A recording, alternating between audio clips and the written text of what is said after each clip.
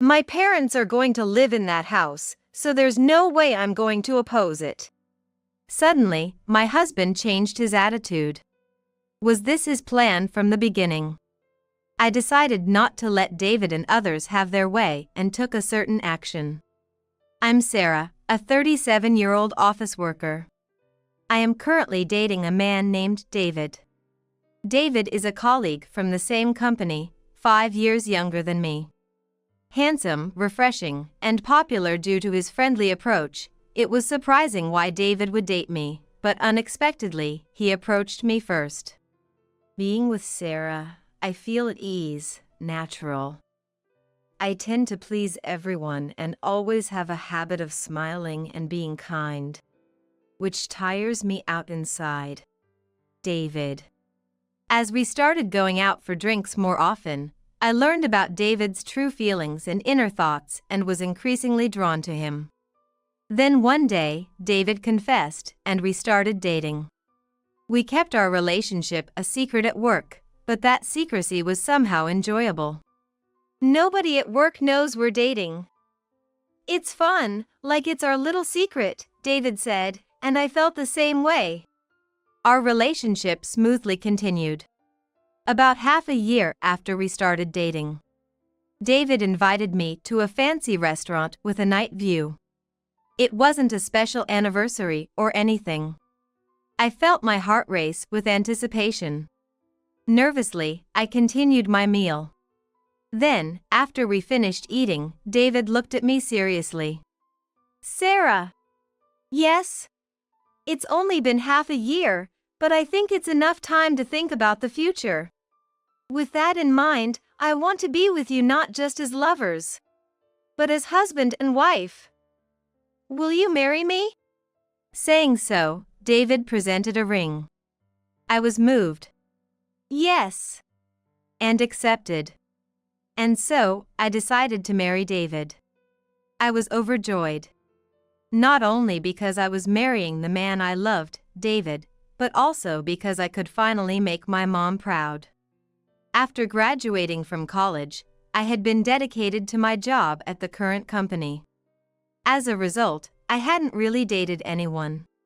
Before I knew it, 15 years had passed working at the company. During that time, my dad passed away 5 years ago, and I regretted not being able to show him myself in a wedding dress. But work was enjoyable, and there were hardly any new encounters, so I had no chance to marry. Having gone through all that, I was very happy to have progressed from dating to marriage. I immediately went home to tell my mom about the marriage. Mom, I'm getting married. Really? Congratulations, Sarah. Mom was overjoyed. Seeing her smile made me happy too. What kind of person is he? He's a colleague from work, a very kind and nice guy. That's great. I'll bring him over soon for the marriage greeting. I'm looking forward to it. Later, David and I arranged to visit my home again. Nice to meet you, I'm David. I'm Sarah's mom. Thank you for coming today. Thank you for making time for us. Mom and David greeted each other with smiles, creating a very pleasant atmosphere. We had a nice chat over snacks we brought and coffee Mom made. Mom seemed to really like David, smiling throughout. He's a really good man. I'm happy that Sarah can have a happy marriage. After David left, Mom said that to me.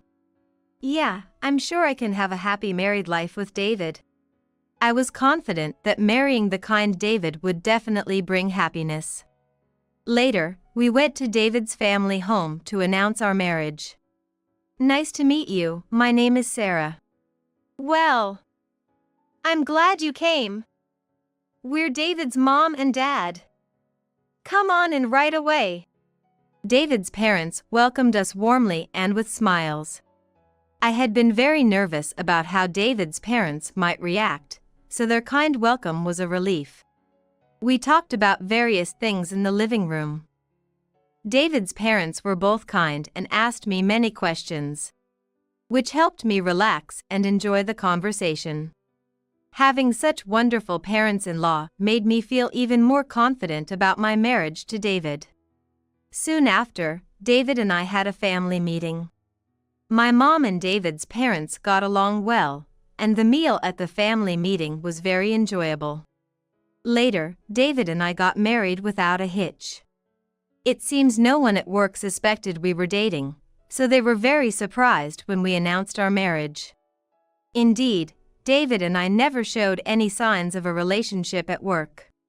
We often had lunch at different times and never ate together. So it's no wonder nobody noticed. Still, everyone congratulated us happily. Then David and I slowly started planning our wedding and were able to have it a few months later. The wedding we created together was just as we hoped, and we were thrilled with it. My mom was very moved and praised it highly. After that, David and I went on our honeymoon and started living together when we returned. After getting married, I transferred departments, so we were no longer in the same one. It's a shame not to work together. But maybe it's better for a married couple not to be in the same department at work. Life as newlyweds with David was delightful. Waking up every morning to find David next to me was happiness itself. On our days off, we enjoyed driving, traveling, and spending plenty of fun time together. David could cook, so we shared household chores on weekdays to avoid burdening one another. Thanks to that, we both managed our days comfortably without stress. And my husband was good at cooking, so I always looked forward to David's meals. What's for dinner tonight? Beef stew. I used a pressure cooker, so the beef is tender and falls apart easily. Wow! I can't wait! I'll go change right away. A delicious home-cooked meal would always relieve the fatigue of work.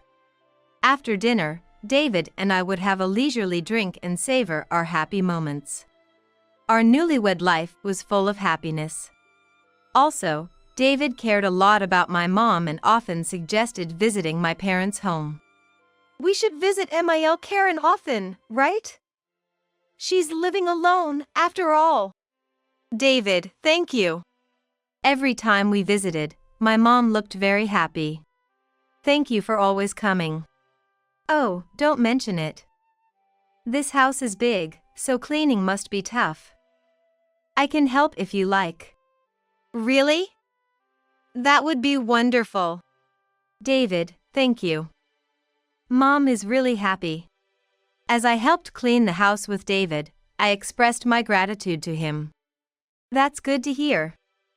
We're a family now, after all. Now that we're married, I want to take care of Karen too. David. I was touched by his words. Caring for my mom like that, I realized how kind and wonderful a person I had married. Wow, this house really is huge. So many rooms and such a big yard. Indeed, it is. Living in this mansion all this time? You're like a rich girl. No, not at all. Don't be modest, okay? My parents' house is nothing compared to this. Indeed, from the outside, my house might seem like that of a wealthy family. But in reality, it's a very ordinary household. My dad is a civil servant, and my mom worked for a regular company. So their salaries weren't exceptionally high. Our house is luxurious and spacious because my mom's dad was a wealthy landowner. However, my parents never relied on my grandfather's wealth, they always lived on their own earnings. Seeing this, when I was born, my grandfather gave one of his properties to my parents as a gift. Generally, my parents lived modestly, so our lifestyle was quite simple. That's why I grew up with a typical sense of money and even a spirit of saving. So, I'm not really a rich girl. It's not being humble, it's just an ordinary family. Come on, well, that modesty is also one of the great things about you, Sarah. David and I enjoyed cleaning my parents' house like that. Then Mom, who had been cutting meat and vegetables, suggested having a barbecue in the garden. David and I were exhausted from cleaning, so we were thrilled at the idea of a barbecue. Grilling meat and vegetables in the spacious garden, sipping cold beer, was just the best. The weather was great, and I was thirsty, so the beer tasted incredibly good. The meat and vegetables were delicious, and I felt very happy. David, too, was very satisfied. Man, this reward makes all the cleaning effort worthwhile. That's how we spent a great time at my parents' house. It had been about a year since we got married, and our family relationship was good. We were living happy days. But amidst this, Mom suddenly fell ill and had to be hospitalized. Mom, are you okay? Oh, sorry for worrying you. Karen, you don't have to get up. It's okay. Thank you, David. Mom had a stroke while shopping at the supermarket and was rushed to the hospital. If she had been at home, she would have been alone. And it might have been too late. The thought of what could have happened scared me. It was fortunate that she was in a public place where an ambulance was called immediately. Mom then had to stay in the hospital for tests and treatment. Well, I just collapsed suddenly, so I don't think it's anything serious. Don't worry too much. You don't have to visit every day, it's a lot of trouble. Mom said this, trying to ease our concerns. But I was really worried, and David felt the same. Karen says that, but let's visit her every day. We'll leave work on time for a while and go to the hospital together. David, thank you. It felt so reassuring to have David say that during such times. So, we visited Mom daily. Mom would say, "You don't have to worry so much." But she looked very happy when we came. She must have been lonely in the hospital alone. I hoped that our visits would cheer her up even a little. However, Mom's condition worsened over time. The results of the hospital tests showed that she had cancer. We were told she had about a year left, which shocked me. It was too sad to have such limited time left with my beloved Mom. I had just managed to show her my happy marriage. But as I dwelled on this, the time I could spend with Mom was diminishing. I tried to keep my sadness away from her and always talked with a smile. David frequently accompanied me to visit Mom and talked a lot with her. Thank you both so much.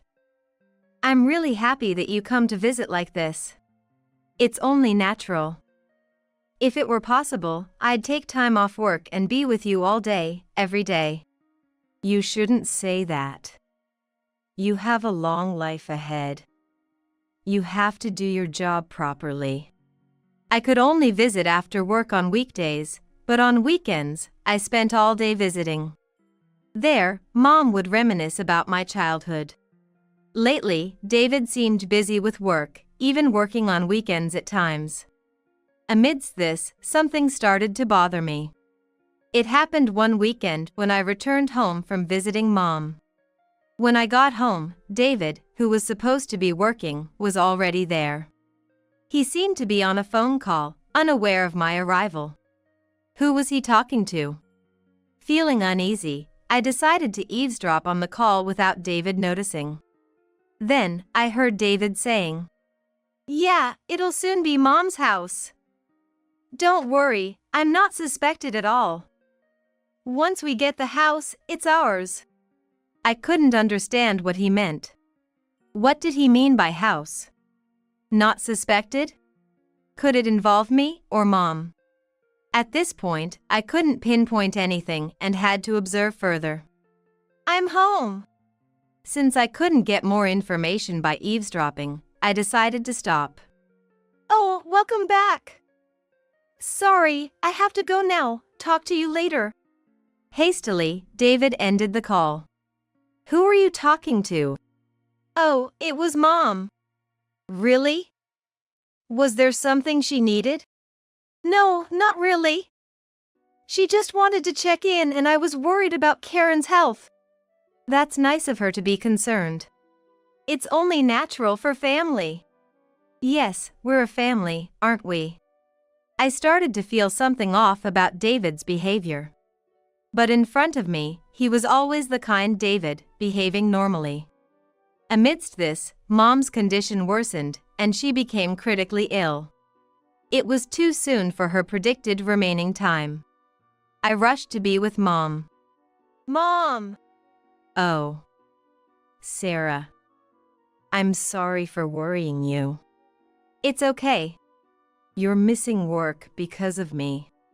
Don't worry about that. Being with you is my priority right now. I stayed by Mom's side continuously. David also left work early to be with Mom. Karen, are you okay? David, you came too. I'm sorry to show you such a weak state. No, what are you saying? Just rest and don't worry about anything. Sarah, you've been here the whole time, right? Do you want me to get you something to drink? Yes, thank you. David cared for me like that. Maybe that phone call was unrelated to me. He seemed so concerned for Mom and me.